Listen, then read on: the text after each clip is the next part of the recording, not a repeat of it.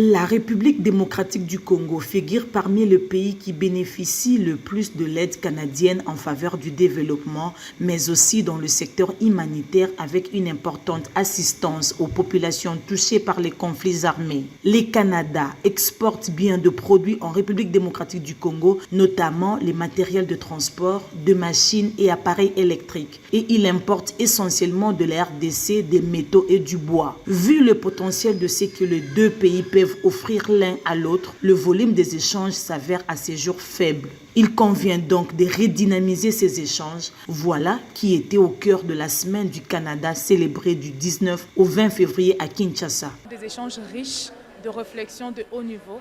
Et ça permet aussi à se projeter pour ce qui serait comme des résolutions en termes d'avenir. Quelles sont les perspectives qu'on pourra tenir pour l'année suivante? Comment est-ce que nous pourrons faire notre bilan pour s'assurer que ce que nous disons comme des discussions, ça permet de créer justement des cahiers de travail, des feuilles de route pour investir, s'impliquer encore plus dans le développement économique en RDC et nourrir cette relation Canada-RDC pour voir qu'est-ce qu'on peut tirer finalement de part et d'autre de cette opportunité de collaboration, que ce soit une relation bilatérale de manière efficace. Des milliers de jeunes Congolais ont bénéficié à ces jours de l'aide canadienne, notamment à travers le projet Talent Pluriel porté par l'organisation CUSO International, lequel projet vise à améliorer une croissance économique sûre, inclusive et équitable pour les jeunes vulnérables dans les villes de Bukavu, Kinshasa et Lubumbashi.